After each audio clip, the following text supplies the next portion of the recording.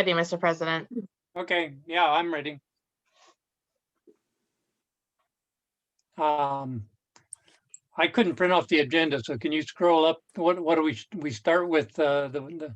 We start with the roll call. Oh, that Yes. is the agenda. Okay, that's a complete agenda. I was thinking of the board meeting. Anyway, do the roll call, would you please? Sure. Director Brett Eccles. Here. Director Arthur Perry. Here. Secretary Arlene Schaefer. Here. Vice President Michael Schaefer. Here. And President Robert Uten. Here. Thank you. Did we receive any public comments? No, Mr. President, I did not receive any written public comments. Okay, then we'll go down to the code enforcement officers report, please, Ed.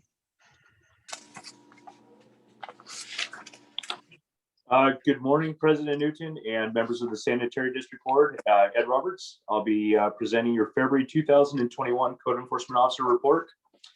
Ladies and gentlemen, for the month of February, I conducted a series of 6 proactive scavenging investigations. They were spread out throughout the city, mostly concentrated on the west side. I actually had a couple interesting instances. I tried to catch up with some people over in the Royal Palm area, and they rode off on bicycles, so it probably would have been a little closer to 8, but I caught up to 6. No incidents of note, no hostility or anything like that, or unusual incidents to report regarding that. Do any of the board members have any questions regarding the scavenging portion? Maybe Yeah, if you had a gas car instead of an electric car, you could catch these. or maybe a bicycle. Maybe so. Maybe so. Anything else regarding scavenging? Was that old gray-haired guy that rides through there periodically? No, sir. Actually, it was a guy with a brown baseball cap and a old Schwinn beach cruiser. Yeah, I haven't seen him, but lately. Both times, right up by Mr. Schaefer's office area, right there off of the alleyway. I've seen him. Yeah, so I'll be keeping an eye out for him. But like I said, we don't escalate the situation or anything like that. If they get away, they get away. Not a big deal. And moving on to the trash carts, I got about 102 trash containers that required contact or enforcement all throughout the town. It's pretty evenly spread throughout the community because I do it in conjunction with my patrol pattern around the city. Does anybody have any questions regarding that? Yeah, Bob, I have a question. Real Go quick ahead, question. Mike. Go ahead, Mike. I'm sorry, Bob. Ed, can you refresh me on, when you list the street, what is the number to the left? Is that the number of violations they've received? Yes, sir. So for example, like on Donnybrook Lane, that just means I went through the whole enforcement with 2 properties along Donnybrook. Okay. It's not, these aren't individual, like on Donnybrook, that isn't their second one. You just had 2 cases, could be different locations on Donnybrook. That's correct, sir. Okay. That's Thank correct. you. My pleasure. Do any of the other directors have questions for Ed? I have one, but Ed, when you say in public view, if the trash cans are snug up against the house and you can see them, is that considered in public view? Yes, sir, it is. Okay. The primary, not to be too. The primary enforcement effort is egregious violations. Folks leaving a trash can out on curbside or the front lawn, something that really blights the community. I try to use my best discretion with residents. For example, if they made an effort to minimize the trash carts from public view, they pull them in between the houses. At that time, if it's not too visible, there's other priorities to focus on. And we'll certainly get complaints from residents. And if it's complaint driven, then I'll go out there and certainly, enforce the matter just to, resolve the situation for the complaining party. Yeah, I think, I had asked you to take a look at one street again, and, I looked there and there were carts out sitting on the curb anyway. And Mr. Uden, just to answer your question, sir, I believe a resident had forwarded a complaint through your office on Cardinal. Yes, And as a matter of fact, I was out there just prior to the meeting, and that had been resolved. And Okay. that was one of those situations where the carts were kind of, they were pulled up against the garage area, still in view, and that probably would have been one of those complaints where I would have taken it upon myself to enforce that. yeah, well, I went down Cardinal this morning also, and there were 2 cars sitting on the curb. Maybe they'd moved, since we probably went at different times, but Yes, sir. The carts at the corner property, which is the one that was identified, those were completely removed, but I did see the carts that were, I believe, a couple properties north of. It's Yeah. just, it's going to be a revolving door Sure. regarding the carts. Yeah. yeah, I mean, they just said, they're out there all the time, and you'll catch up with them sooner or later. Yeah, we will, sir. Any other questions for Ed? Yeah, Bob, I apologize. I had one other thing, and I'd like to address this to Ed and to Scott. When I leave my office and I go home in the evening, I go down Labrador. Labrador turns into Bermuda, then it hits Geisler, Ed. Right about where Labrador ends and it becomes Bermuda, there is a home that has been going through some reconstruction. And while it was going through reconstruction, there was a porta potty out in front of the house, which I guess is common, for construction work and everything. But lately I've noticed that, or the other day I noticed that porta potty is still sitting out in the front yard, but they've enclosed it with a wooden kind of a decorative structure. Is in the house, the construction on the house appears to be done. Okay. They also have a travel trailer in the driveway of the house. I'll go out there and have a look at it and see if I can door knock and make contact, find out what the story is with that. Okay. I don't know if that falls in the purview of what we enforce, but I can certainly, I have colleagues over on the city hall side that I can refer that to and figure out what the heck's going on with the property. Well, I think my thought was, is there something wrong with their sewer lateral that they have to have a porta potty in the drive next to the driveway? Or is there someone living in that trailer and they have to have a porta potty? So if we could just take a look at it, I'd appreciate it. I'd be glad to, sir. No problem. I'll prepare a report back to Scott reporting on to your office. Thanks, Ed. My pleasure. Mike, I was thinking maybe that's a future trash container storage area. It's too tall and too narrow. Yeah, whatever. Yeah, Mike, I drive down that street all the time also, and I've seen that too. And I didn't know what that was either, but I didn't correlate it with the RV right next to it or the travel trailer next to it. But that might be the spot. You can see the blue porta potty inside the structure. Yeah, exactly right. It'd be good to get a report on that. That's interesting. Any other questions for Ed? If not, we'll move on to item number 2, which is direction regarding wastewater maintenance staffing analysis. And Scott, are you going to lead this discussion? Yes, I am, Mr. President. Nolani, I do have a PowerPoint I want to share. Could I share the screen?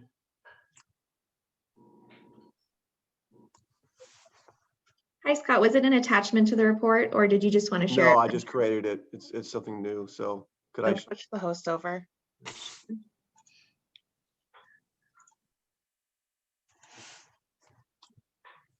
Okay, Scott, you should be able to share now. Okay, let me try.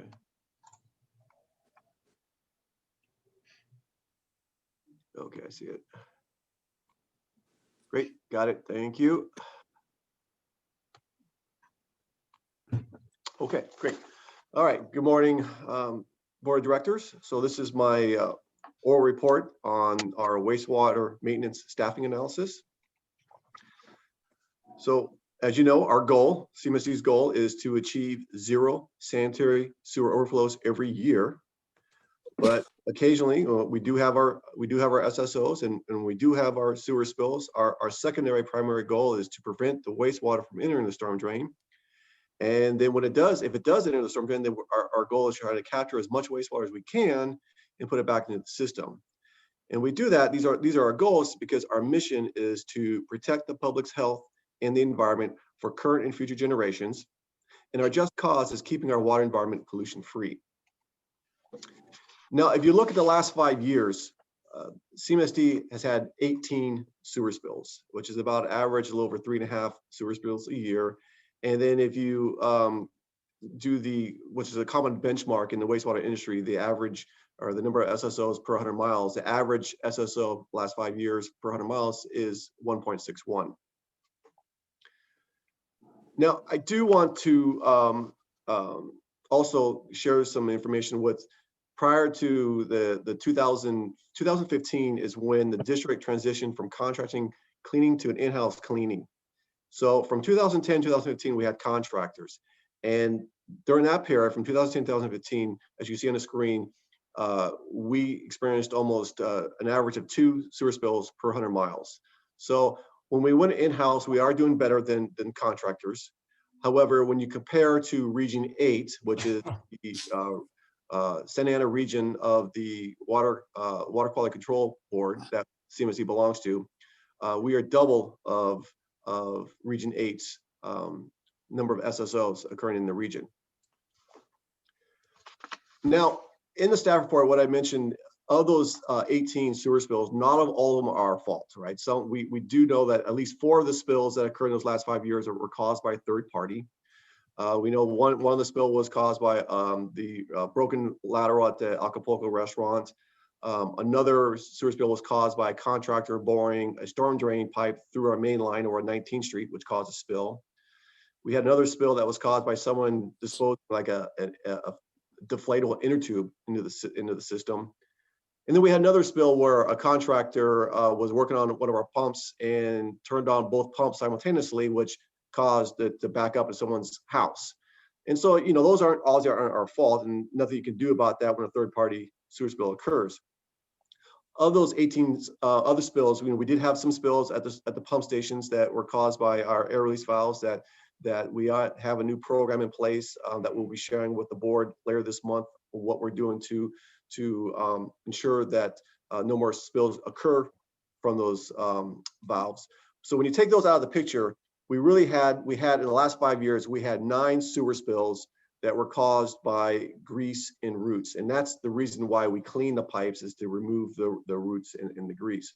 So we had 9 spills. And if you compare that, the last 5 years, the average is less than 1, which is good. And I have that comparison with Region 8. I do have to admit that's not a very good apples to apples assessments, because that number of SSOs from Region 8 also includes probably pump stations and other issues. So we have to make the assumption that Region 8's SSOs, if you're just looking at clearly on roots and grease, is probably less than 0.8. Nevertheless, we are less than 1, but it's still not 0. So we did staff did a wastewater maintenance staffing analysis, and the analysis, we were trying to achieve the following objectives. One is obviously continue protecting our waterways and the environment from untreated wastewater. We want to achieve 0 SSOs during a 12-month period. And if we can't do that, then the next goal was to at least have the number of SSOs per 100 miles below Region 8. We want to provide additional staff coverage for after-hour call-out assignments. And we also want to hopefully expand the number of cleaning hours per week. We also want to increase our CCTV footage, CCTV footage. And then we also want to see if we can provide additional management leadership support in the wastewater field. Now, our current cleaning practice, as you know, is that we have two-person crews. They operate 2 what is called combination sewer cleaning units. And each unit has a wireless tablet assigned to each unit that can download GIS maps, work orders, even CCTV videos when they're out in the field. So no longer the staff have to carry the large, burdensome maps. They can have everything on the touch of their fingertips with the tablets. Our goal is to clean about 3,600 linear feet of pipeline a day, And we want to clean the entire system within 18 months. And we believe we can do that in 330 days. And that excludes holidays, weekends, vacation, sick time, training hours. You exclude all that, we think we can clean the entire system in 330 days. Now, a combination of sewer cleaning units, they do break down. We have a regular preventive maintenance schedule for the vehicles. You know, they change the oils and rotate the tires. You know, your typical PMs. We have that on a regular basis. But because these units are very advanced and technologically advanced, they will break down unexpectedly. And when that happens, and if it happens and they're down for a long period of time, we don't want to get behind in our cleaning. So one option we do is we'll rent a unit. And in the past, we rented units for a couple of weeks, and on the screen, this is what it's been costing us for 2 weeks. It can range between $6,500 to $7,600 for a 2-week period. Now, that also depends on the availability of the units, rental units. If they're not available, then our next option is we hire a contractor. And based on our recent contracts with private vendors in the last couple of years, the cost is ranging, anywhere between, close to $340 to $380 an hour. Now, we also will hire contractors if our staffing levels are below normal. Right now, we do have one vacant wastewater maintenance staff. That position has been vacant for a while. And so when we have to do our PMs at our pump stations, where we have to pull the pumps out to perform the regular PMs on it, that requires confined space entries. And confined space entries requires 3 people. So when we have to do that, and then we're down 1 person, we have to pull one of the cleaning crews to help out with the pump stations so we can pull the pumps. Now I'm down a crew, so to backfill that void of a crew, we'll use a contractor, which we're doing right now. So right now, that's what we're doing. We're doing some confined space training at the stations. I have Houston Harris, which is a private vendor, out right now cleaning our system, so we don't get behind on our cleaning. Now, another tool that we use that's very important to successfully maintain our sewer system is our closed circuit television equipment. It's a camera that goes down into the pipes. We video record the pipes. It gives us a really good look on the condition of those pipes, and then we can grade those pipes based on the pipeline assessment and certification program, a 1 to a 5, 5 being imminent failure. Back in 2016-18, we CCTV'd the entire system. And as you might recall, we identified over 300 grade 5 line segments, and we repaired those. Those are repaired. So now we got to start really focus on the grade 4s. And unfortunately, we don't have the resources to go use our CCTV equipment to evaluate the grade 4s to see if they are deteriorating to a grade 5s or do they need immediate needs. It does require training and certified by the PACP. We do have 2 employees that are certified. But like I said, our CCTV is currently limited because when we have CCTV, we have to pull them from the cleaning, and they have to perform the video recording. If we want to go down if we want to use a contractor, it typically costs about $200 an hour to use a CCTV contractor. So what we're proposing, what staff is proposing, is the consideration of hiring 2 additional wastewater maintenance workers and 2 pieces of equipment. By doing that, we believe we can increase our CCTV footage on the condition of our wastewater pipelines. We can expand the number of cleaning hours per week, and we believe we can provide additional staff coverage for after-hours call-out assignments. Now, this is one of your attachments in your staff reports. What we believe is that if we hire 2 additional wastewater maintenance workers, then we can dedicate CCTVing at least 1 day a week. And if we do that 1 day a week, we believe we can expect approximately 10,000 to 12,000 feet of pipeline a month. Okay. Now, even with that dedication of 1 day a week, we believe that the first table is on a 980 schedule. Our staff would clean 588 hours a month, and that's based on cleaning 6 hours a day. A 980 work schedule, as you know, is the staff, they're working 9 hours a day, like four days out of the week, and then they work 8 hours a day every other Friday. So they get every other Friday off. We're estimating On the Monday through Thursday, they could probably they're getting about 6 hours of cleaning, because when you take in consideration, there's travel time to the work site. They got to set up their safety procedures, then they got to break it down when they're done. They have lunch, they have breaks. So all of that you take in consideration. We estimate a good 6 hours. They can take 6 hours a day to cleaning the system on Monday through Fridays, and 5 hours on a Friday. And again, that's where we come up with the 588 hours. And then on the table below is a 410 schedule. One of the benefits of hiring 2 additional staff, that we can go to a 410 schedule. That means they're working 10 hours a day, 4 days a week. We can't do that right now with our current staffing levels, but if we have 2 more, we can. And what that requires is it will have some staff off on Fridays and some staff off on Monday. We still have a CCTV crew one day a week, and we can still clean the whole system 5 days a week. But having that 10 hours a day gives an additional hour a day of cleaning, and that increases our total cleaning hours, and we can increase it by additional 28 hours a month if we hire the 2 additional maintenance workers and go to a 410 schedule. Now, the other benefits of having the 2 additional workers is it'll provide additional staff coverage for after-hour call assignments. Right now, we have 4 employees that are on call. Because remember, I said 1, we have a vacant position, and another employee just lives too far. He lives out in the Riverside, San Bernardino area, and it's just too far to be on call. So right now we have 4. And you can imagine the burden that could be placed on them, especially when one calls in sick, or one of them wants to go on vacation or go on leave. In fact, that has happened several times where Steve Cano, our wastewater maintenance superintendent, would fill in as the on-call person, which he typically doesn't do. But because we're in a bind, he has graciously agreed to do that, be a team player, and helped out as the on-call person.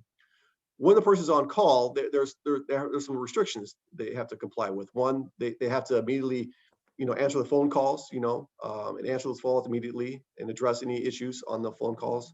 They can't be under the influence of alcohol or prescription medicine or any over-the-counter kind of medicine. And they have to respond within an hour. Now, a lot of times what happens, well, not a lot, but sometimes what happens is that even if you have one person on call, that person will require assistance from his colleague because for dispatching when there's a power outage and they have to bring in generators. Again, that occurred about a month ago, where we had a power outage in the community that impacted 3 of our pump stations simultaneously. Well, one person can't, due to a timely matter, one person can't grab all the generators and take out the stations. He's going to call one of his colleagues to come and help him out. So now technically we have 2 people out there on call. So having the additional 2 people will greatly assist the on-call service, and also Mike's concern is hopefully avoid any kind of burnout, because it is a lot of requirements by the employees, and they do want their time off here and there. So the cost for 2 employees, there's several ways you can go. You can hire 2 wastewater maintenance worker 2s, and the fully burdened rate, and that includes benefits and salaries, is about $245,500 a year.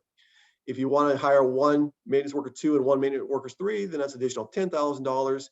If you want to hire 2 wastewater maintenance worker 3s, then that's additional $20,000 a year. Now, when you compare that cost with the private sector, we believe it's significantly less. And now, when the private contractor, when they submit their proposal, obviously they include their fully burdened salaries, but they also include the cost for equipment and overhead. So to ensure we compare an apples to apples, that's what we did here. So the $162.76, that's for 2 wastewater maintenance worker 2 positions, and $168 an hour for 2 wastewater maintenance worker 3 workers. That includes their fully burdened salaries, includes equipment for the combination cleaning unit, and includes overhead. And as you see, we're still substantially less than what a contractor pays, or what a contractor cost will charge us. Other costs that we're recommending is purchasing what's called a ramjet. And this is not, as you can tell, it looks a little different than a combination sewer cleaning unit because it's missing the vacuum.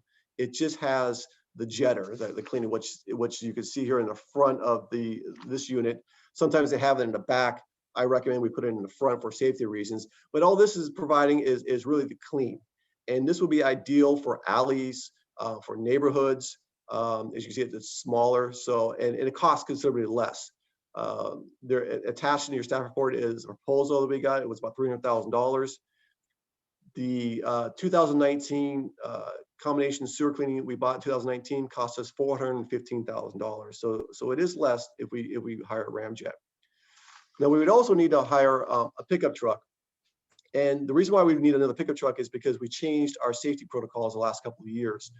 We now have a pickup truck, and we use that pickup truck to park it behind the cleaning unit, and we do that for a couple of reasons. One, we use it for additional visuals. We want to make sure motorists can see the crews out there in the street. So there's additional arrow boards informing the motorists about the work being done in the streets. But also it protects an additional safety barrier in case a car gets out of control, and instead of ramming the cleaning truck, it'll hit the pickup truck. So it adds some additional safety barriers. A pickup truck usually costs about $50,000, but when you include the liner, the toolbox, and the arrow board, I think it's about $75,000.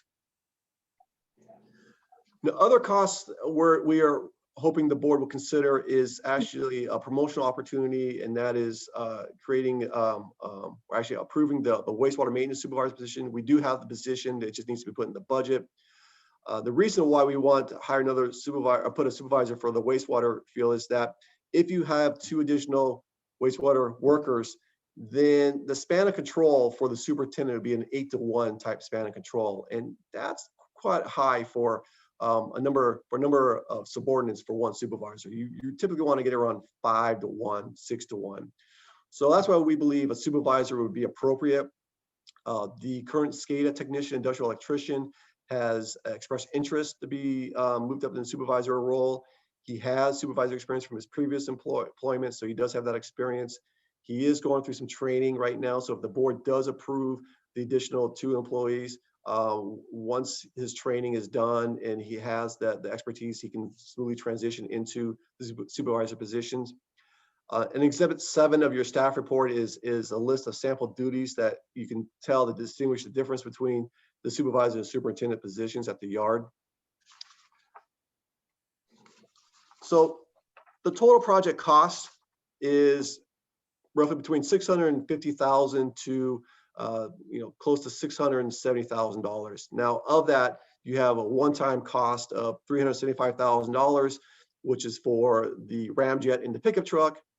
Then you have the annual cost of salary and benefits, and that's the high end. That's for the maintenance worker 3 position, and that's the top step salaries.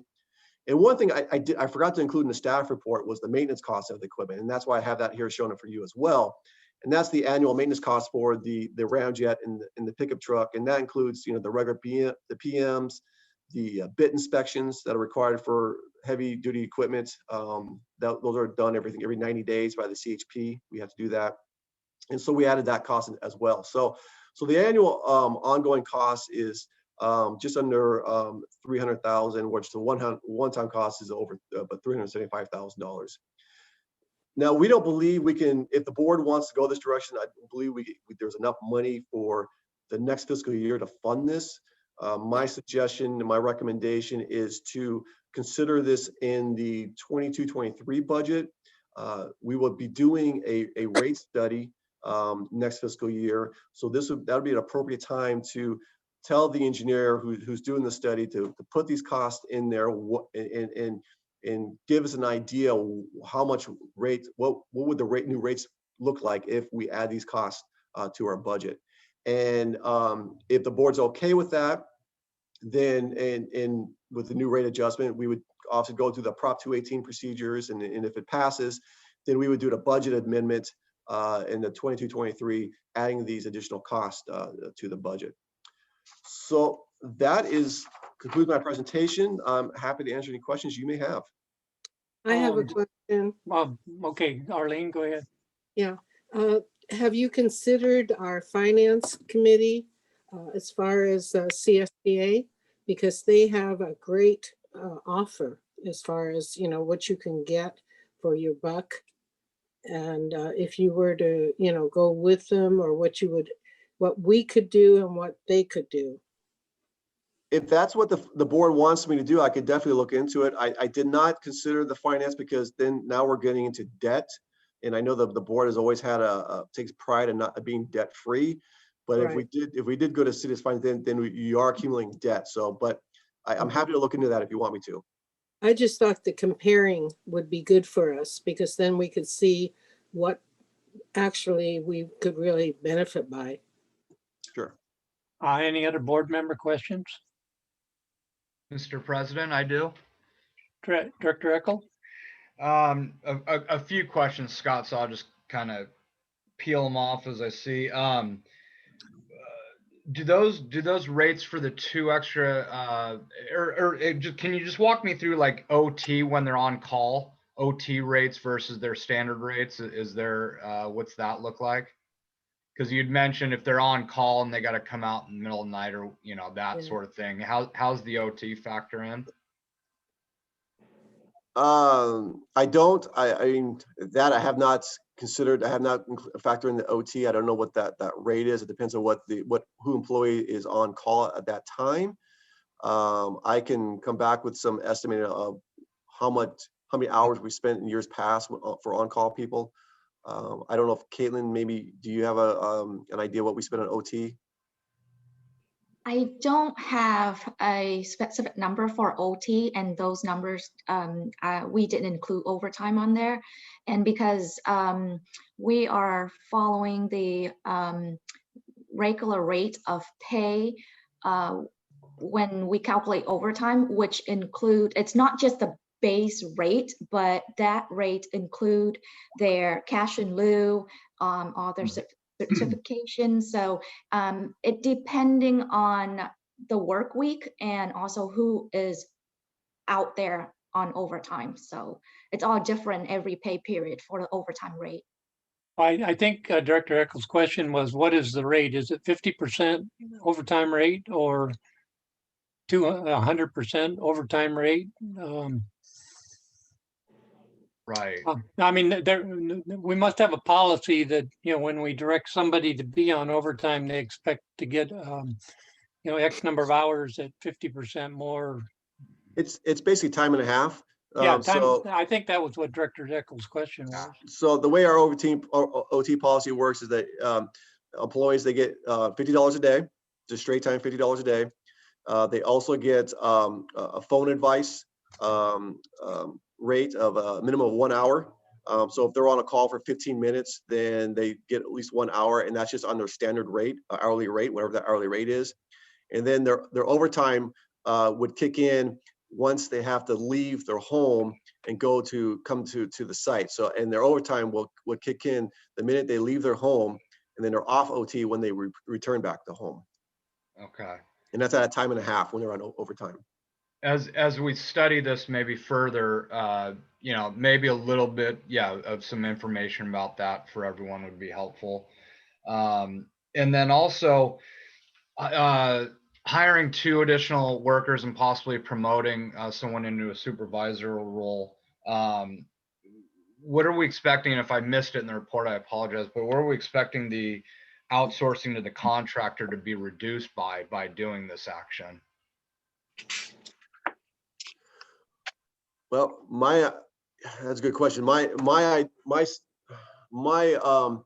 anticipation is I don't have an, you know, I can't say we will not use them at all. I can't say that, but you know, as far as an estimation, you know, percentage, I don't know. I don't have a number, you know, 50%, 70%. I really don't know. But I know for sure that it won't be 100% because you know, staff, you know, calls in sick. There's vacation issues, so there might be an opportunity. There might be some times we have to use a contract. My feeling is it just won't be as frequently as we're using them now. And right now, roughly, what are we using them in terms of the overall just a percentage? You know, 20%. Well, percentage. I'm trying to think. Just recently, I think we've done about 250,000 linear feet. So again, that's less than 5%, I think, of the system. Okay, so we're outsourced less than 5% now. So in theory, hiring these additional 2 would reduce that somewhere between 0 and 5, then is what you're saying. Right, yeah, and that can be more accurate. I can get some more information on that. Be more accurate. Okay. And then, and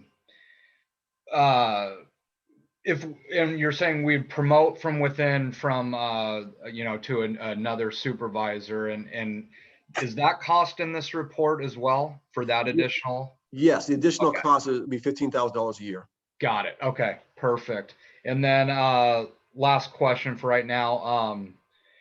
You said it's not funded, able to be funded probably right now, but in the upcoming fiscal year, it would after we do a rate study. So am I assuming, though, the rates would have to change for this to be able to be properly budgeted for?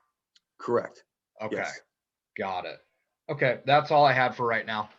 Yeah, I think Director Eccles, there's a paragraph in the staff report that mentions, my calculation is, Scott, you said it was less than 5%. I think it's more like 20% of the linear feet to be cleaned.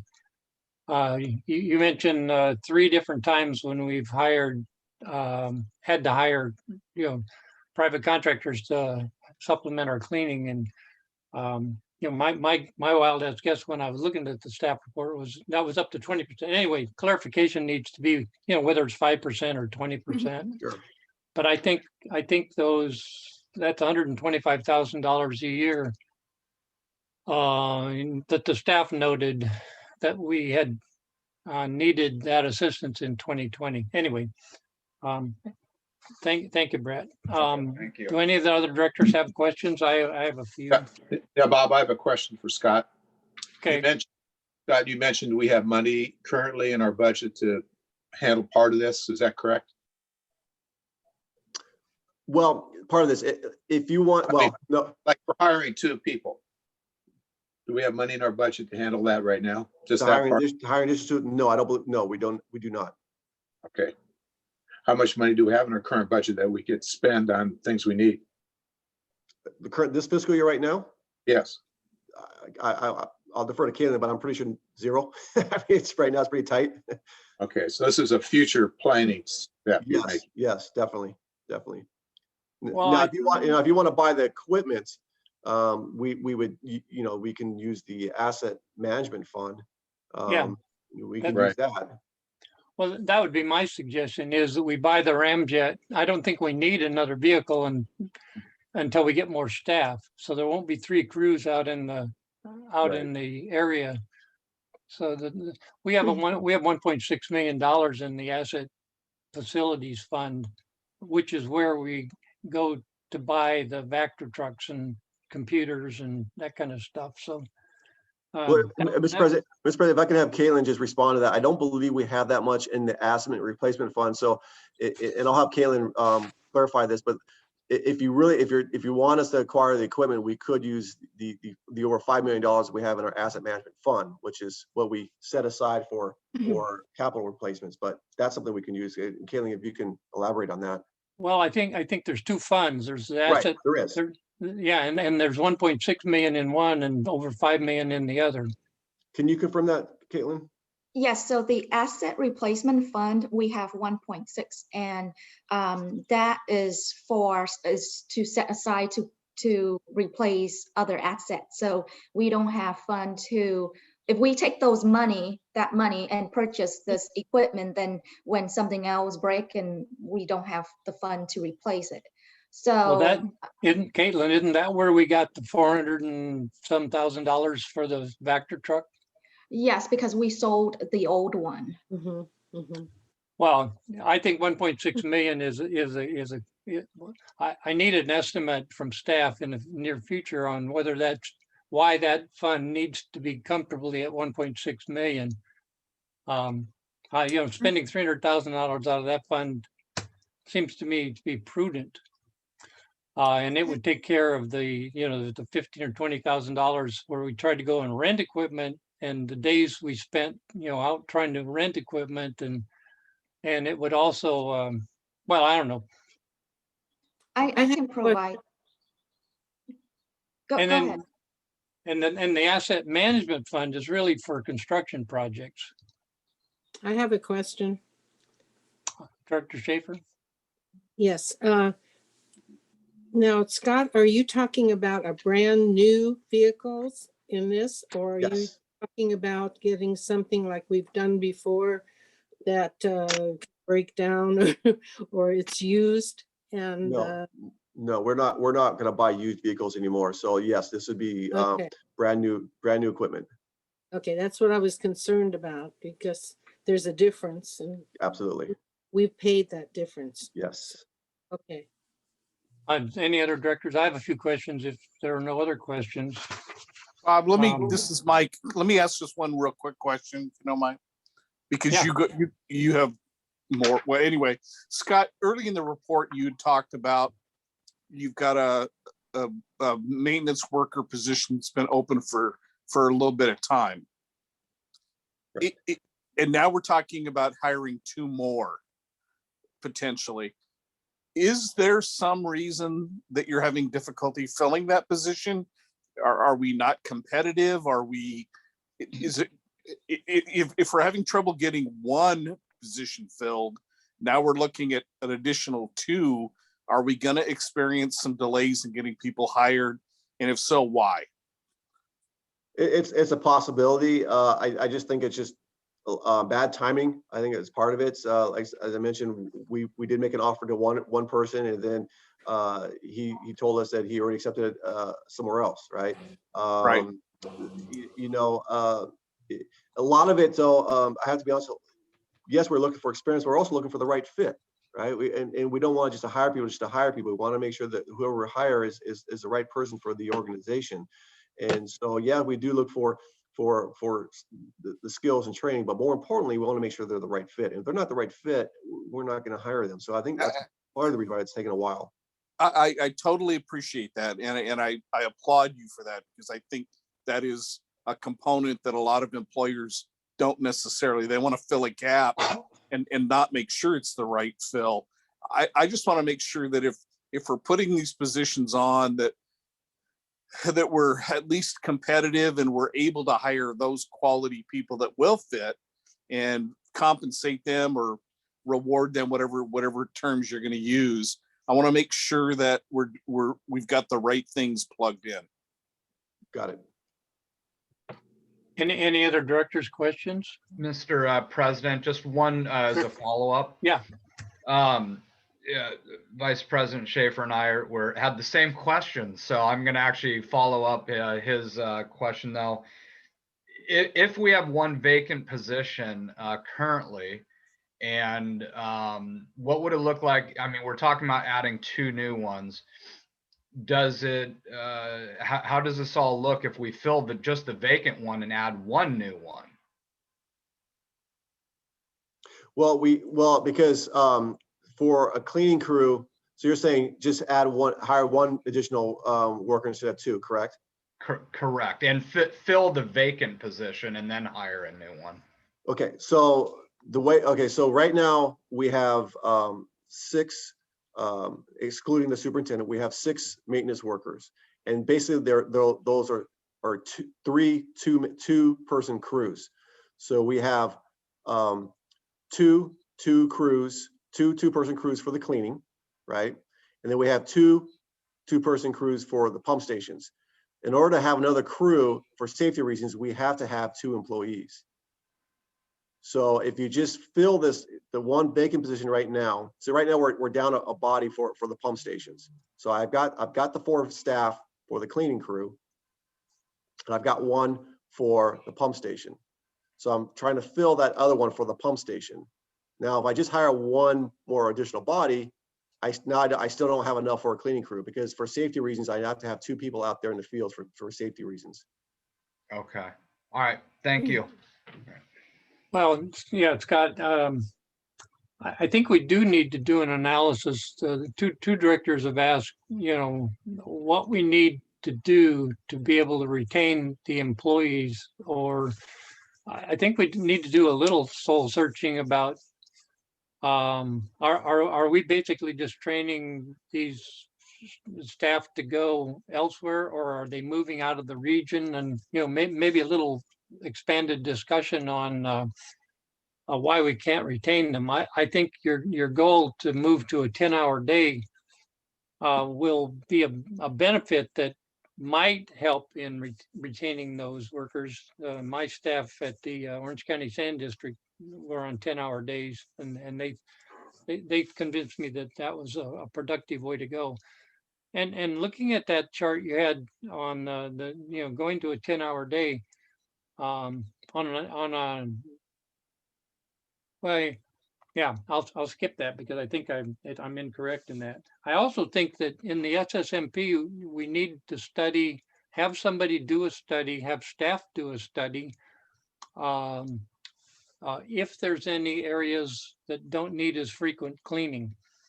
We're a pretty flat city, so it may well be that, there would be no advantage to that. But then if 10% of the system doesn't need cleaning, that would be the 10% that you could leave out in any one particular year. Okay. I also think that you had some metrics that compared the overall Santa Ana Regional Water Quality Control Board estimate of spills per 100 miles. It was a little over 0.8 or whatever. And when you compared our cleaning SSOs that this analysis is supposed to enhance, I think we need to break it down regionally. I mean, if you go up to Fullerton that has no pump stations, you go up to some of the inland cities that have no pump stations, and then you get down on the coast, Newport Beach, Huntington Beach, Costa Mesa, and a few other of the cities in our region have 20 to 30 pump stations, and then those are part of the system that we need to clean up. When I came on the board, I knew the county people really well, and I saw them one night going to a show, and I said, what does the district need to do? They said reduce the overflows from pump stations, and then we've made significant progress in that. But anyway, I don't know if it's worth it, but I think a study of Newport Beach, Huntington Beach, and the coastal cities, or the cities that have a lot of pump stations, would be beneficial to at least my thinking. I'm a big proponent of getting that ramjet truck immediately. I believe the asset facilities plan, the thing we have $1.6 million. That's where we've historically purchased this kind of equipment, and I would like a better analysis of why we can't do that. Having that piece of equipment would let the staff that are available, continue with the process. Although it's been minimal cost to go out and rent stuff, but stuff's not always available. We wouldn't need the truck because we don't have the staff to run 3 crews right now. Anyway, I think you're on the right track with all of this. Those one-time costs were important for me to see, and then $200,000 to $300,000 of annual costs. That'll all be borne out in the rate study, but I don't think that rate study will be affected by purchasing the new ramjet thing and or the truck, because we purchased that out of separate funds. But anyway, I think you're headed in the right direction. I think we do need to discuss this further in the future. A lot of very important questions from the directors today. As this was a massive agenda report. It was a fun report to try to think through. Anyway, I appreciate the staff's, I was going to say large, if not horrendous effort in, putting all this in front of us. But it's just too much to digest in one setting.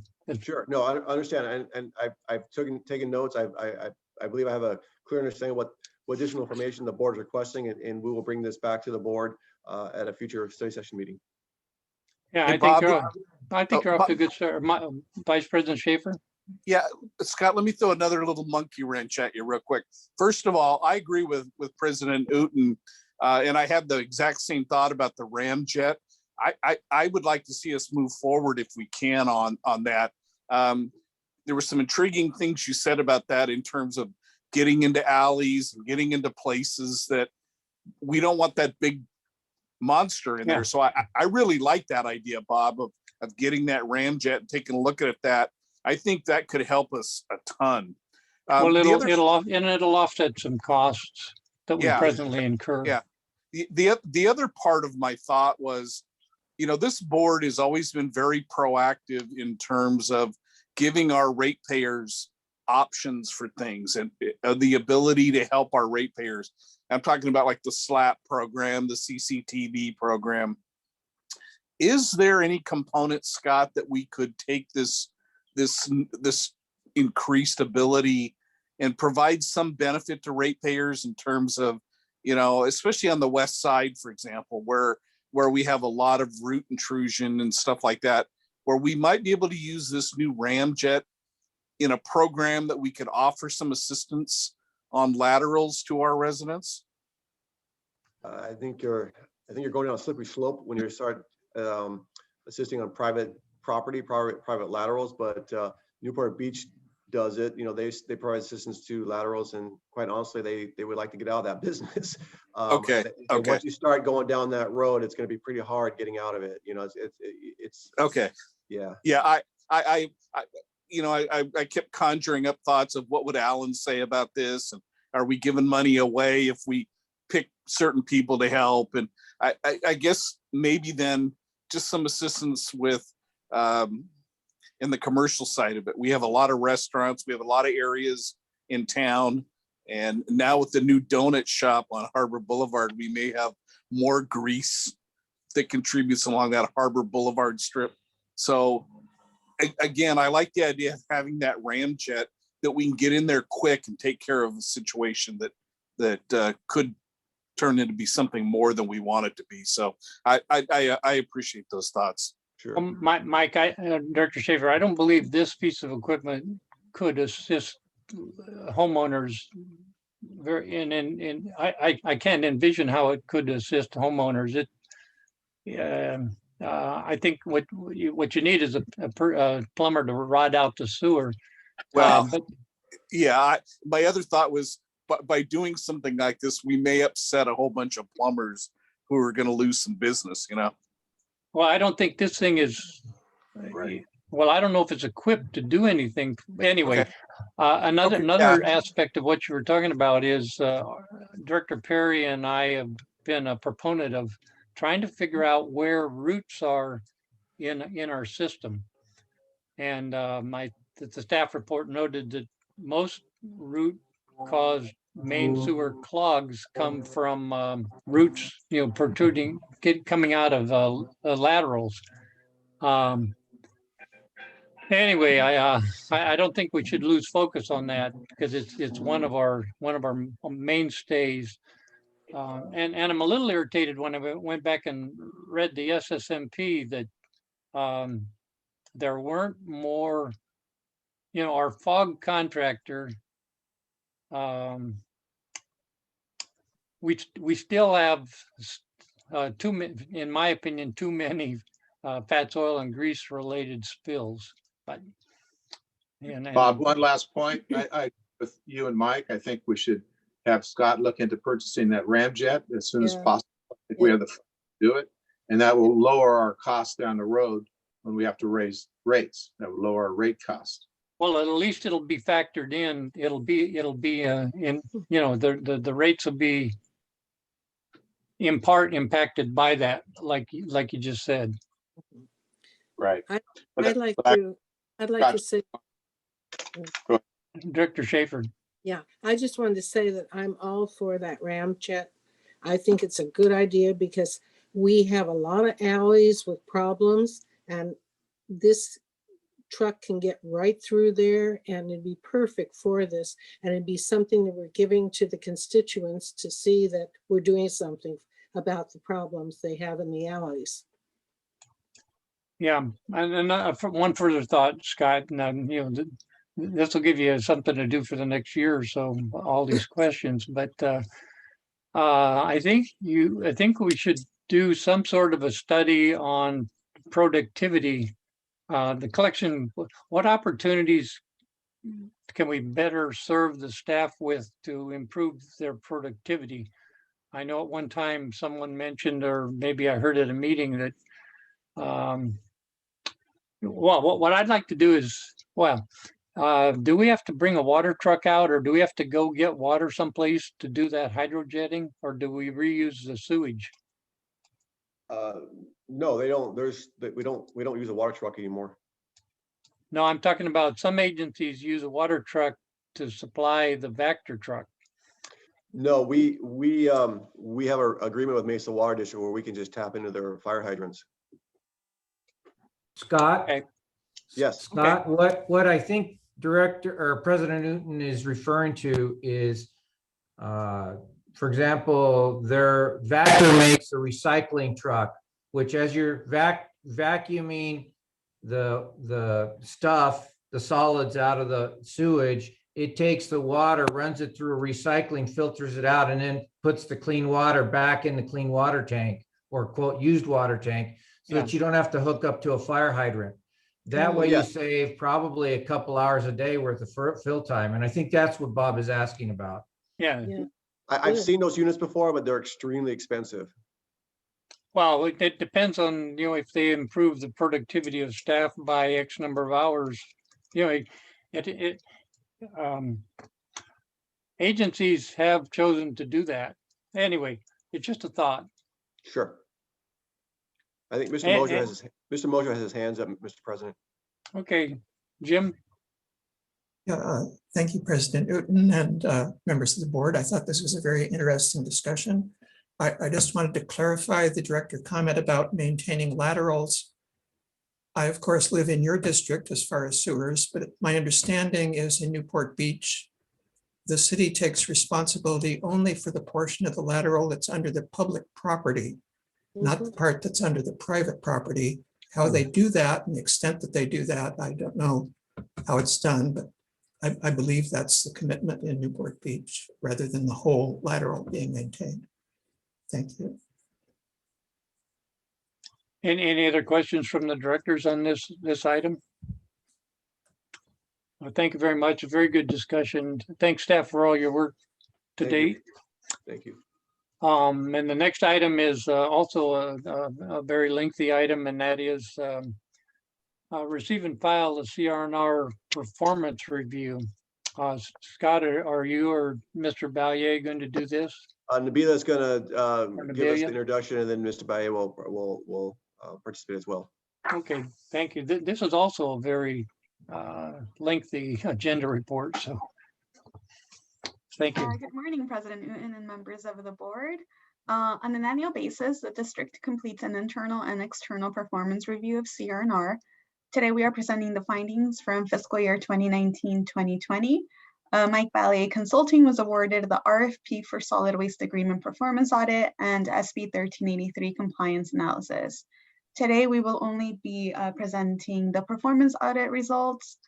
The internal and external audit completed found that CR&R has demonstrated acceptable compliance for the fiscal year ending June 30th, 2020, but there are areas to work that are highlighted in the staff report and in the complete reports attached. I would like to thank Mike Carey for helping Mike Ballier and CMSD gather all the data necessary to complete this audit and attending our project meetings. We appreciate, I appreciate both Mr. Carey and Mr. Ballier's hard work, and Mr. Ballier is here today to present his findings. Thanks, Nabila.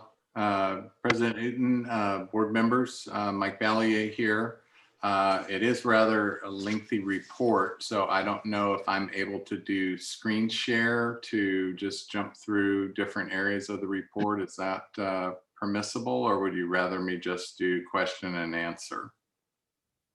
No, I think the screen share is available. I think, isn't screen share It's available? disabled right now, so the host would have to allow me to do screen share. Mike, I just gave you permission, so you should be able to now. This will stop. Okay, continue. Okay, so basically I reviewed 31 areas, and I can never tell with Zoom. I'm sorry if I have the trash truck showing on the screen. Do you guys have those there? Yes. Because yeah, as Nabila mentioned, there was definitely acceptable compliance by CRNR, but there were areas that are, I think, potentially non-compliant, or areas that at least should be brought to the board's attention. Again, this is an area where I'm saying in my review, the signage on the trucks is non-compliant. CRNR believes that they are and that they were approved, and certainly they're very attractive trucks. But my understanding previously is you had very large signage. It was kind of like a billboard advertising thing that your hauler was doing for you with these rotating signs. And with the smaller signs, I don't think it's quite up to that area. But again, it's, you know, not the end of the world. And again, if the district agrees that this was approved and the move to feature CRNR's name more on their trucks is fine, then again, it's just one of the areas that I mentioned. The other compliance area was the list of vehicles. Now, again, if I go to, hopefully I can scroll through here and not make people too dizzy, but I'm going to go to page 19. Sorry, scrolled a little fast. Basically, these are the trucks that are working in your city. There's 11 of them, and it's not the same as the 12 that are listed. My big concern and complaint was this truck right here, 57254, 2008 vehicle. It actually did the most yeoman's work in my route review. It had the heaviest loads, the most loads over 12 tons, most loads over 13 tons, and it was listed as a spare in the sheet provided to you for that year. So again, it's not a huge issue, but again, you should know what trucks are operating what routes. That's a compliance term. So again, this was an area of non-compliance. Not necessarily a non-compliance issue, but if you look at the complaint log, we had more missed pickups this year, about a 55% increase over last year, and vehicle breakdowns being cited in the complaint log review. There was actually 8. Now, those aren't unreasonably high figures, but they do point out to the concern that missed pickups by vehicle breakdowns were more of an issue this review period than previously. So again, I wanted to mention that.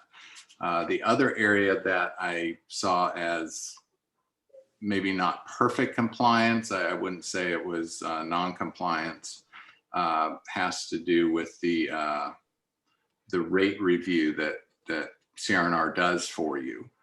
There were a couple cities, Los Alamitos and Fountain Valley, where incorrect rates were listed.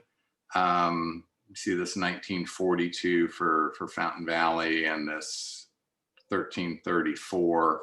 Also for Tustin, there was a 1794 figure. And then if you look at my corrected ones, you know, actually CRNR is not doing themselves a favor because Los Al's net to hauler is less. I know that because they're a client city. Tustin's rates were a little bit higher than the 1794. Fountain Valley's were also higher, but their net to hauler was lower. And the only reason I know that is I did the rate review. So my suggestion is it's very hard for a hauler to talk to a competing firm's city to get a rate review. So my suggestion was potentially the district take that over in exchange for some other data being provided by CRNR. Again, I went through the 49% diversion rate for the year. That was because of COVID. And again, what I'd like to do, hopefully, if I can stop share here and then share something else. This wasn't in your report, it's the backup database, but this is showing you April, May, and June of 2020 when the COVID stay-at-home orders impacted you. If you look at the actual tonnage was very high, the compensation to CRNR, because they bill you on a per ton basis. I think it inflated their rate this period. And it was just one of the challenges of COVID. For the year, they were at 2009 was their compensation level. But if you look at these periods, they were 2167, 2169. It's because people were staying at home and generating a lot more waste, of which under your agreement structure, you were paying a per ton rate. So let me stop that share there, go back to share screen. And again, hopefully nobody is getting dizzy with this process. But again, the other issue was the age of the collection fleet at 8.5 years. And specifically that 2008 model that I showed you in the table on page 19. I think getting some of your older vehicles transitioned out would get you closer to that optimal age of the fleet of about 7 years on average. So again, that was not a compliance issue, but a concern issue. And then again, I noted the heavier routes. That was part of that truck review, where basically these are your trash collections, and anything that's highlighted in red would be more than 15% of the routes were 12 tons or higher. I consider that it's not illegal, but I don't think it's optimal. And CRNR actually has already rerouted a lot of these things, so it's not an ongoing issue. But for the review period, I think the routes, some of them this Monday route, and really all the T3s, which again are the oldest vehicle in the fleet, was doing yeoman's work. So again, the only other issue that I think was definitely not a compliance issue, because you still are, getting your most favorable rates. But I think your rate protection language was developed for an interim period where you were the only folks doing the AD program, the first ones. And so this highlighted area here, which says if one or more Orange County agencies are using the hauler's AD facility, then a second survey needs to be done. And again, my issue was in the survey, these rates, these per ton rates for every city but the Midway, Westminster, those folks aren't actually being charged that rate. That's just an approximation that's in the rate structure. But again, if you look at cities like Orange, which again, they're renegotiating rates, but they are 1734, the sanitary districts, 1874 is the rate, and the actual payment to CRNR is about 20. How can your organics rate being the lowest be a benefit to you when your overall rate isn't the lowest? Again, there's rate factors for service, for other tip fees that aren't part of your most favorable rate protection methodology at this point in time. So now that a good percentage of CRNR city, and I'll go to page 9, which is where I basically showed all the CRNR cities that have AD programs. Now, again, this is an interesting period because they haven't been able to renegotiate some rates to the new program rates. They're phasing in, but at least at this snapshot period, your rate isn't, one of the lowest. It's just a little bit above average. So again, my thinking on that rate protection is, let's look at what we're really trying to do with that and get more data out of CRNR. So again, if the district takes over the rate survey, perhaps CRNR can give more data on what is the service. Again, your service rate's 1037 per unit. What is it in their other cities compared to yours? What is their processing rate? Again, you're one of the very few that has mixed waste processing. But again, I think something that's overlooked is I believe the district does its own billing, and the way that you pay CRNR, they have no bad debt, and they're not paying to send out invoices. So that's a 75 cent to $1 per unit benefit. So I think there's another way to look at that. So again, let me stop share, get back on the screen with you. And again, we had a section on SB 1383. I think we're going to get into that later, but that is going to throw some more challenges onto your agreement to be able to have that enforceable mechanism and have CRNR performing some of the additional duties, even though you already have a residential organics program and are much ahead of the rest of the state. There are monitoring and reporting requirements in SB 1383 that need to be added. So again, in summary, there weren't a lot of issues. There certainly weren't any huge compliance issues.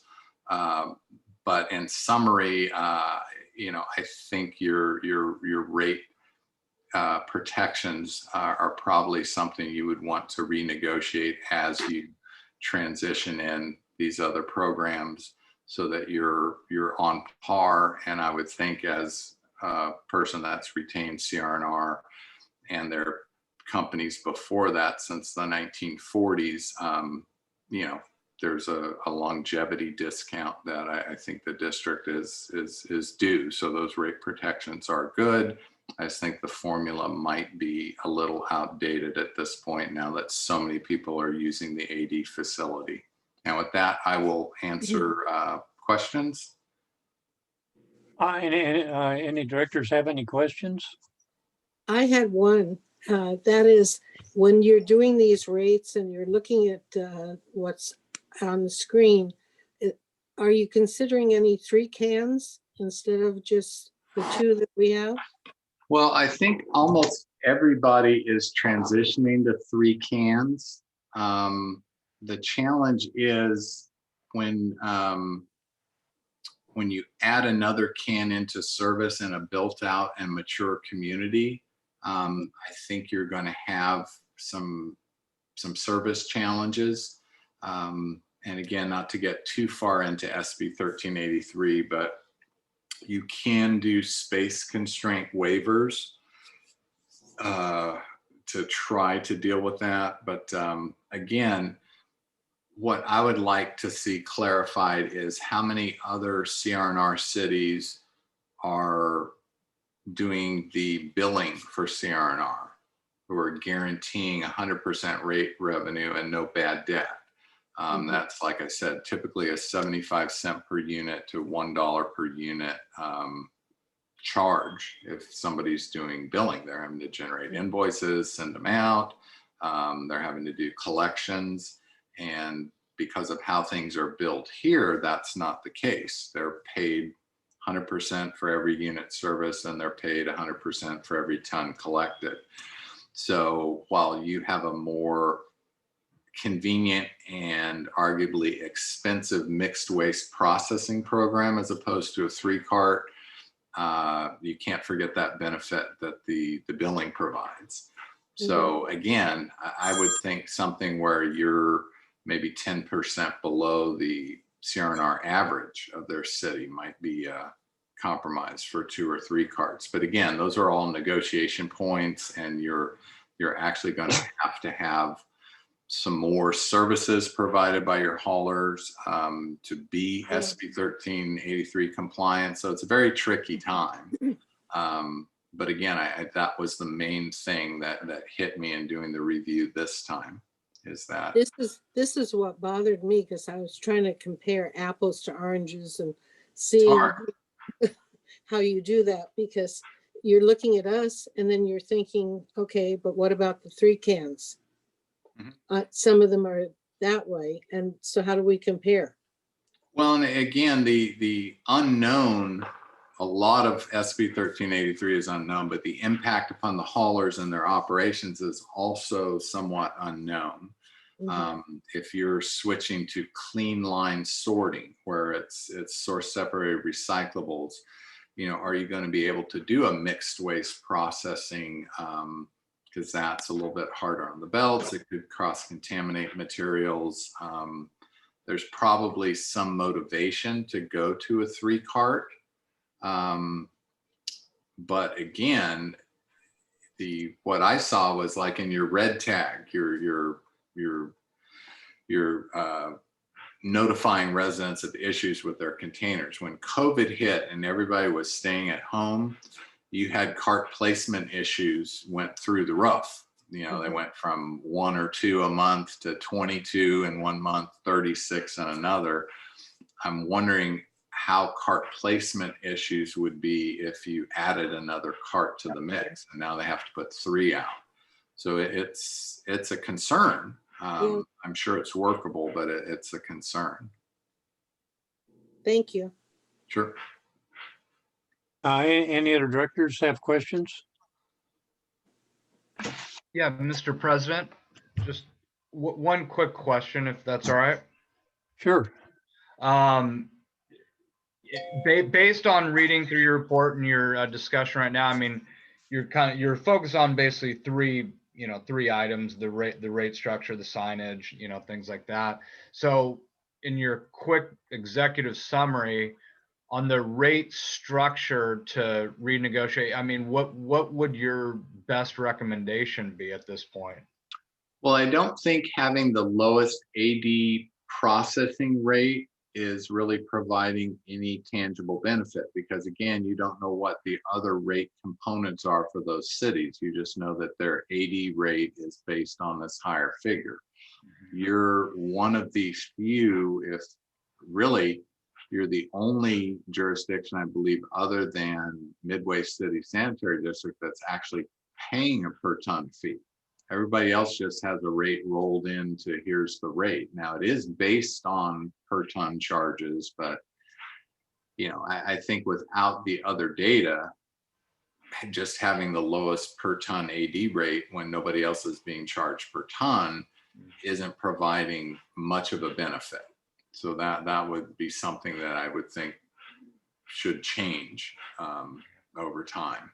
And again, being within 10% of the county average, that's definitely a competitive rate for mixed waste processing. But if that should go away, again, with SB 1383 having to be a high diversion rate facility, it certainly appears that CRT would qualify for that, certainly at the 50% organics diversion rate that needs to happen in 2022. The 75% may be more difficult. So again, in my report, I estimated you were close to about 70% of your organics are being pulled out now. So I don't think it's a short-term issue, but it might be a longer-term issue to where they say, you know what, we really can't hit that 75%. We need to go to a 3-cart system. As part of that whole negotiation process, I think coming up with another way to guarantee your rate protection some type of favorability. I think there's another formula that might work better. Okay. I appreciate that. And then just a question maybe for Scott on that point. What sort of discussions have you and the folks had maybe over that or anything else that's been reported with CRR&R? Regarding specifically on the 3-cart system, or what are you talking about specifically? The rates that Michael just presented about, it's very difficult, the rate structure to compare and contrast and all that, and maybe a suggestion about long-term, re-looking at how we look at the rates, so to speak. Yeah, no, well, we concur with Mike's recommendation, and that's why we're kind of seeking direction from the board today. Do you want us to go back and renegotiate with CR&R on the rate review section of the contract? Do you want us to revise that just rate justification? Do you want us to look negotiate with CR&R what Mike is recommending? We need direction from the board if you want us to do that. Okay, got it. All right, thank you. Any other questions from the directors? I have one, Mike. We're in an interesting position in that we're like 17-18% of the tonnage that the city has to report on. Commercial industrials, a huge part.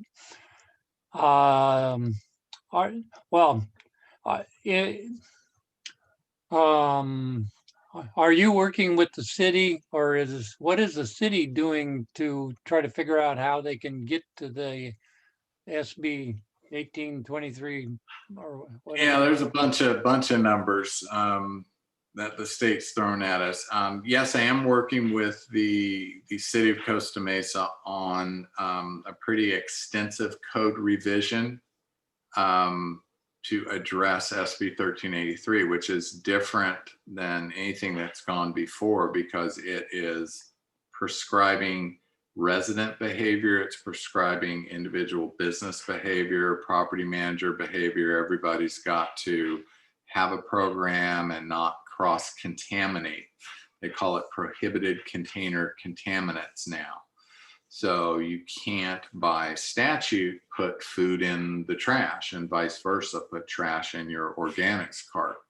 So that is what the city code is changing because the law requires either an ordinance change or some other enforceable mechanism to require people to subscribe to service and keep prohibited container contaminants out.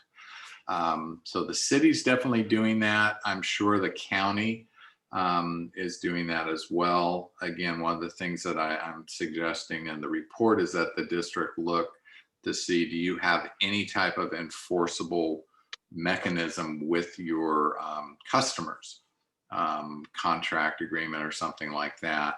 I would think what the city's doing will cover you. But again, you have kind of your enforcement arm, they have an enforcement arm. I think there should be some discussions on who does what and who handles the notices and the response to notices. You have a couple years, 2022 and 2023, where I don't think anybody's going to be finding anybody, but you are going to have to start educating folks and giving them, notices. Hey, you've got prohibited container contaminants. And I don't think the cities will do that within your franchise to a full extent. I think the districts, like I said, I think projecting about 30,000 in increased costs because you're going to have to shoulder some of that enforcement requirement. I'm very concerned. The city is overall responsible for their meeting the requirements of 1883, and we're a small part of that. But how it's going to take an enormous amount of interaction, I think, between the city and the Costa Mesa Sanitary District staff to figure out how we can support the city in that effort. Yeah, so I think code revisions, and then the city is actually working on agreement revisions with the commercial haulers to actually have a written agreement to put a lot of stipulations. And again, as part of this process with this review, I suggested some additional language for your franchise agreement to have CRNR help with this burden. Because again, they're the ones most qualified to do route inspections and things of that nature. But it is an added cost and activity for them. But again, a lot of cities are going that route by revising franchise agreements to have the haulers help with, sorry about that. Very loud phone. So again, the city definitely has a role to play, but again, your franchise agreement would be an enforcement mechanism. So I do think some negotiated points in there, getting CRNR to do some additional tasks to help the district would be part of the process, as well as the city changing its code, clarifying what its code enforcement's going to do, and things of that nature. Yeah, well, the one thing that does 1883 or 1383, whatever it is, the city now allows with their commercial industrial users, instead of having a white bin, or even if they have a white bin for recyclables, the same truck picks it up. Are you making, is the city going to revise?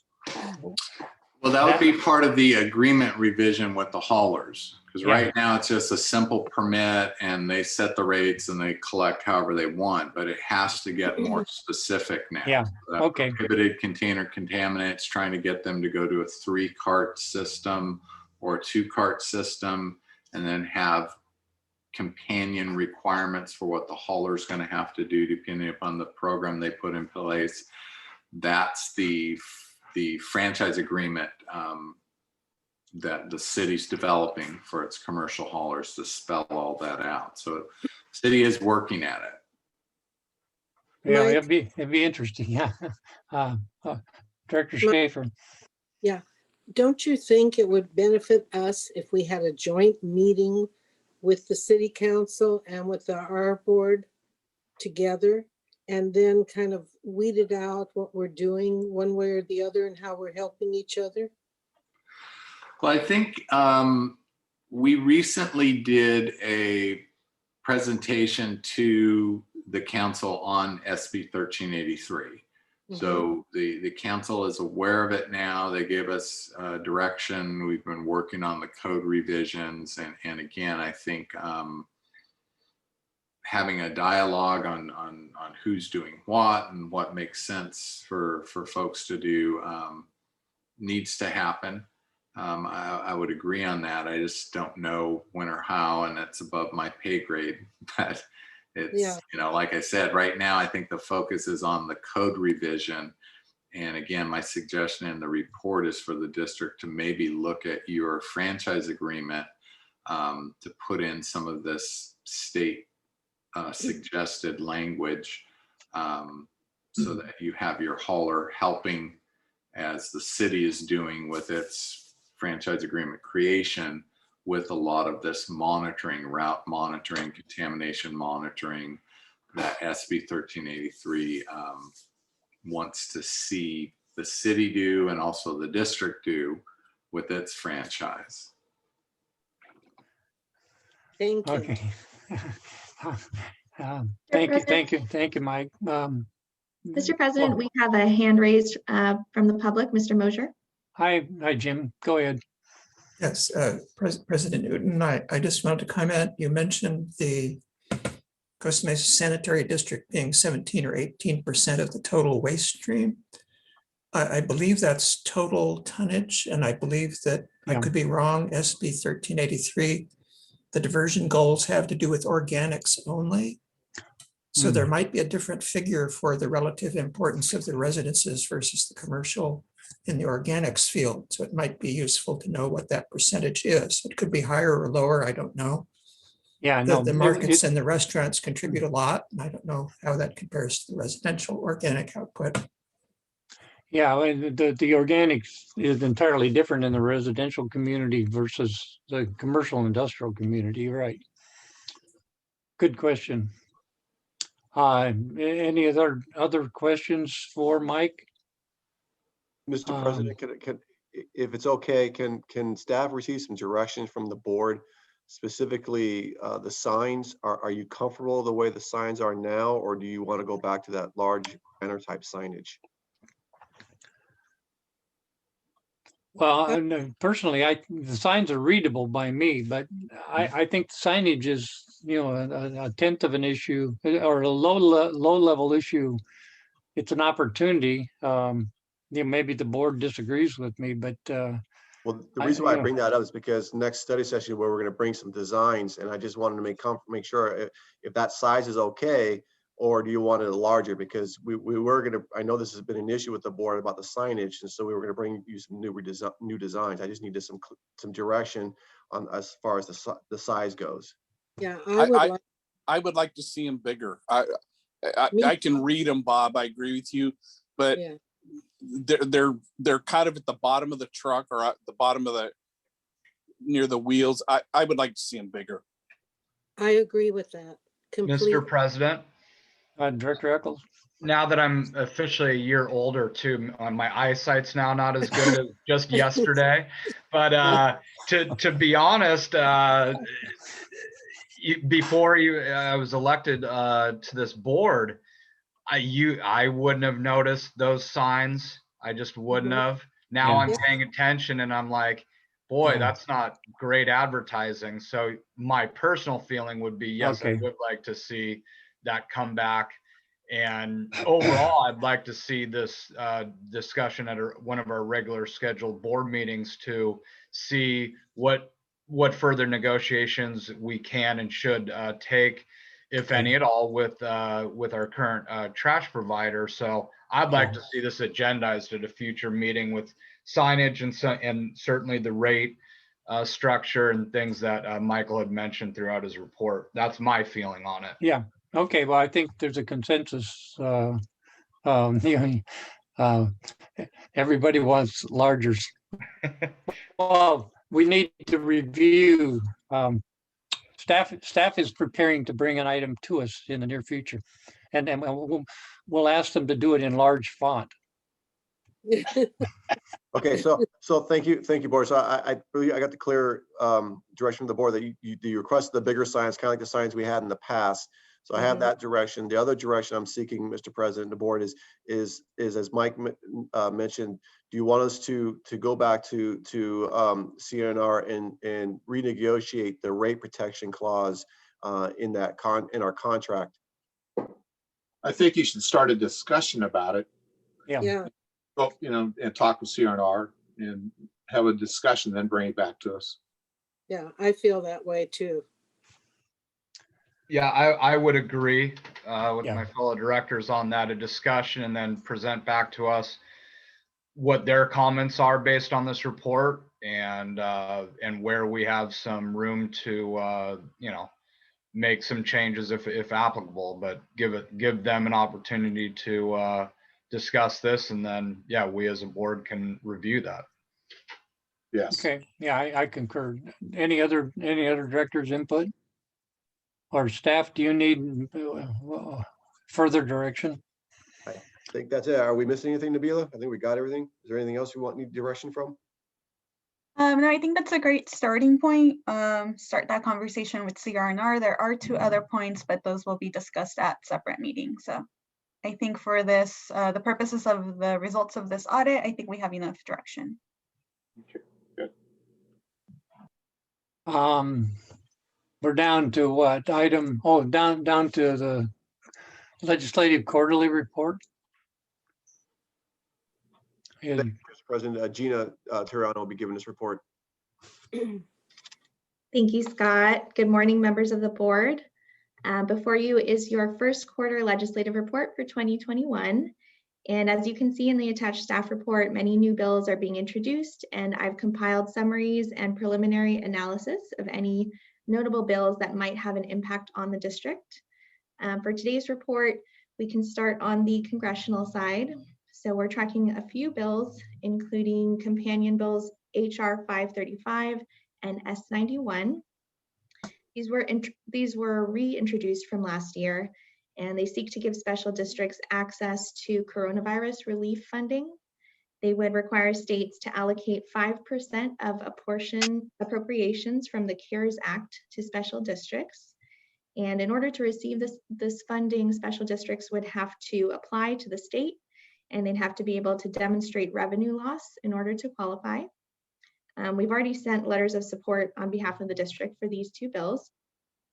And then we're also watching companion bills HR 895 and 209. We don't have a whole lot of information on these bills yet, other than their titles, but they do state intent to provide assistance to rural water, wastewater, and waste disposal systems that have been impacted by the pandemic. So since we're not a rural agency, we probably won't be eligible for assistance through these bills, but we're still just following them to see what happens. And then on the state legislature side, I'll scroll down a little bit here.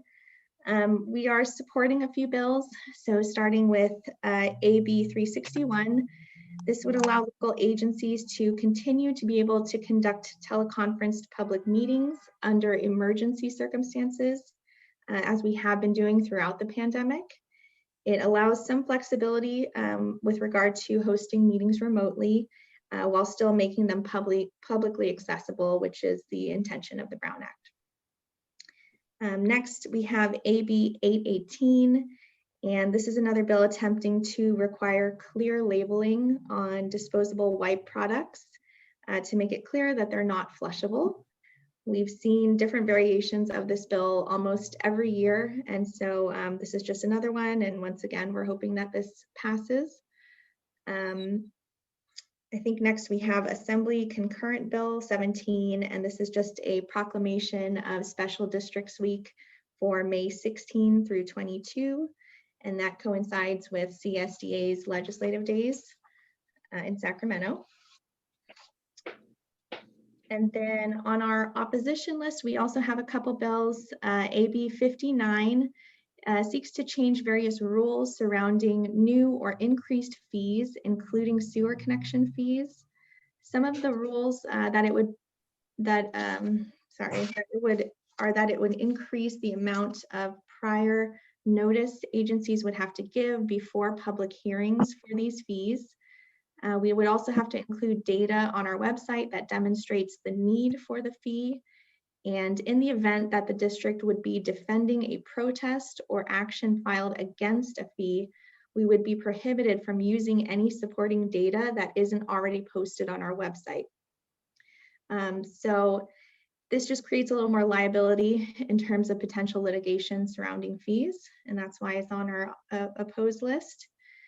And then lastly, AB 339 is another bill related to public meetings, and it seeks to add provisions to the Brown Act to require translation of all meeting agenda materials to any language spoken by at least 5% of the jurisdiction's population. It also seeks to require an agency to provide translation services during meetings, and this could be very costly and quite burdensome for many agencies, especially smaller special districts. And so that's the last item on our opposed list. So that concludes my report for today. I'm happy to answer any questions you have. Do any of the directors have questions for Gina? I do, Bob, if you don't mind. Sure. Hey, Gina, I got an email. I'm on for CSDA. I'm on a feedback group when it comes to legislation.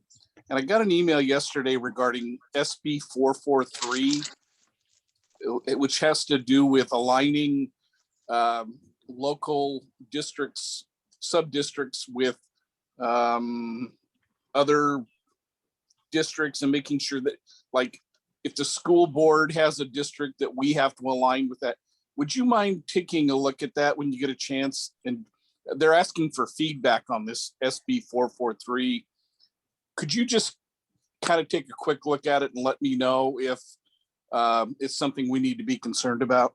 Gina, I can answer that question for Vice Okay. President. So yes, because this is regarding redistricting with the elections, I forwarded to our district council, Alan Burns, to get his Okay. comments on it. And I've asked for him to receive, answer the questions that were asked of us and provide any comments by this Thursday. Okay, so you got the same email I got, I take it? Yes. Okay, that perfect. All right, that answers it. Thanks. Gina, on AB 339, do you have any guesstimate of how many different populations that 5% would catch? I believe based on our latest census data, that would only apply to Spanish speakers in our community, which Okay. do comprise more than 5%. Okay.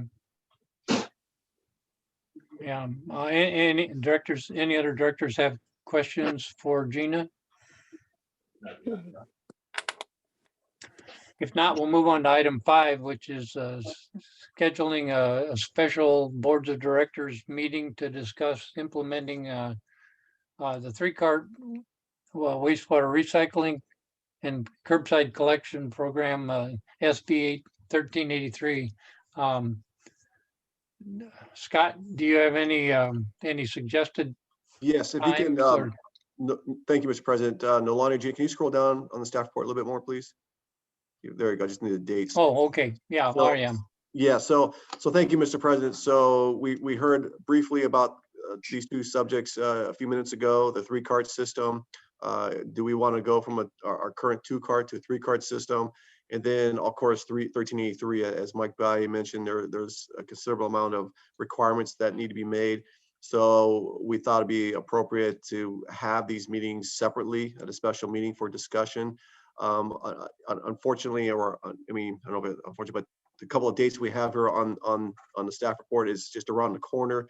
And the reason why we're doing that is because Mike and some staff members will be away from the office for a while. So while it's still fresh in everybody's mind, that's why we thought we can do this by the end of the month. So those are the 3 proposed dates before you. You don't have to have those dates. If you want to push it out a little bit farther, we can do that. But here's some dates for discussion. So looking for direction from the board at this time. Bob, I could do it on, is it during the morning time? Yes, we can do it in the morning, sure. Yeah, Tuesday or Wednesday would be okay with me, because in the afternoon, I'm busy. And for me, I have an SDRMA board meeting on the 24th and an OCOG board meeting on the 25th. So that kind of limits me to the 23rd in the morning. That would be good for me. And interestingly enough, though, of course, the 23rd for me is just out unless we did it at night. 24th and 20. I mean, my preference would be late afternoon, evening, but if it had to be in the morning, 24th and 25th could possibly work. But I cannot do it the 23rd. So that's another option. If the board wants to do it in the evening, we can do that. I can't do it on the 23rd in the evening, but I could do the 24th and 25th. So it sounds like there's some conflicts on these dates. So do you want us to come back with some other potential dates? It'll be later in the year, though. I mean, like it'll be in a couple of months. Well, is there any pressing issue to do this as soon as possible? I don't. Nabila, do you want to chime in? I mean, can we wait a couple of months on this? What's wrong with the 30th? I think Nabila had to take a call. Okay. Well, Tuesday the 23rd sound like it's out. Is also Wednesday the 24th. Did someone have a conflict with that? I have an SDRMA board meeting on the 24th. Well, how long does that last? And what time is it? It starts at 8 o'clock and it'll go to about 1:30. No, that's quite a bit. And the 25th. I'm fine all morning. Well, I have a doctor's Mr. I have a President, doctor's appointment and an OCOG board meeting. And I have a Okay. SARFA meeting. Okay, well, it sounds, yeah, we have a SARFA meeting in the afternoon, but okay, it sounds like staff has to come back with some additional dates. Well, Or- Mike, Mr. President, Mr. Ballier has his hand raised. Yeah, I was just gonna say, the code revisions for City of Costa Mesa, I don't think those are gonna happen until perhaps May or June. Also, SB 1383 only requires enforceable mechanisms be in place by January 1st, 2022. So you're kind of ahead of the game with your program that you have and with your attention on this issue. So if you wait until April or May to have this meeting, it's not a huge deal. Okay. So my advice, board, let staff come back with some additional dates, and we'll find some more dates that it works for everyone. Okay, Good. Mr. President, yes, sir. sorry, and just Scott, as you look at that, I mean, evenings might to be, you know, I'm just, again, speaking for myself, but might be the best route as like a normally scheduled board meeting. Just do another one at late afternoon, early evening. I think most people would be maybe a little bit more available at those times. Sure, So, but we'll definitely keep that, put that as an option, definitely. thank Yeah, you. I'm normally available on Tuesday evenings, but just not the 23rd. Right. I'd say we wait till early April, maybe. Okay, well, staff, I think staff's got direction. Yes. We can go on to closing items. Do any of the directors have any oral communications or comments? I had one. The CSDA board they have elections going on right now. It's for the Southern Network and 2 other networks also. So we're interested in seat A. And right now, the only one that I know is running so far is for re-election is for Joe McKenzie.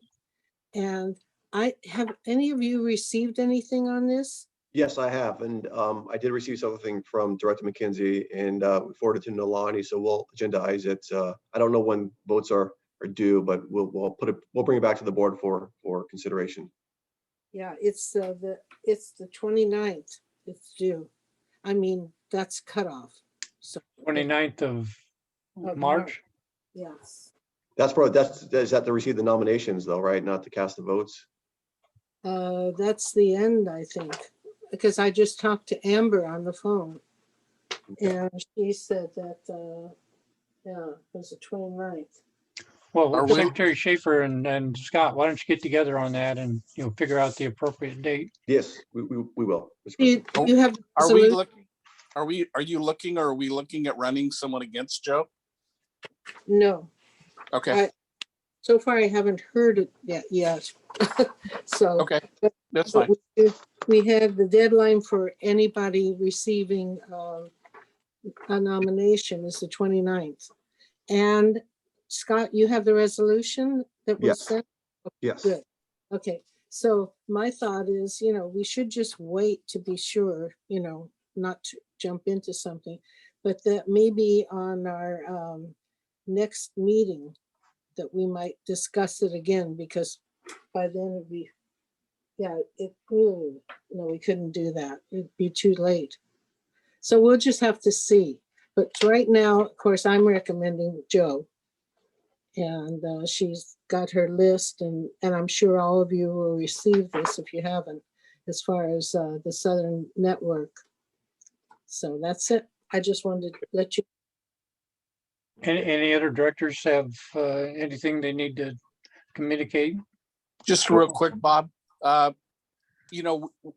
I don't know how long it's been since we've dropped our membership with CASA, but with a lot of this COVID relief for wastewater agencies and some of this stuff, could we get a report on what it would cost and what the procedure would be if we wanted to rejoin CASA? Sure. Mike, I just wanted to let you know that the reason why we really dropped it is because it was mostly dealing with the water, but mostly that we thought financially it was ridiculous, the price. Yeah, So yeah, and I, there were some comments made at the last ISDOC meeting by Director Dick about Right, some influences from CASA, and I'm just Right. curious to see. And I know we dropped it because we weren't getting a lot of benefit and it was expensive, but I would just like to check on it, see where, Sure. where it is. No problem. Okay. Any other comments? Happy- Thank you very much. Happy birthday, the two birthday boys again. yes, happy Thank birthday. you. Thank you. Thank you, guys. Happy Thank you. birthday. And Stay well, stay well. Don't blow the Okay. candles out. Don't blow the candles out on your birthday cake if you're around sensitive people. We'll try not to. Okay. All right. Thanks, Okay, everyone. okay. Thank you all very much Thank you. for, pretty active, two very important items that we've discussed and other reports. And so with that, I'll adjourn this meeting. Thank you again. Thank Stay you. safe. Thank you. Thank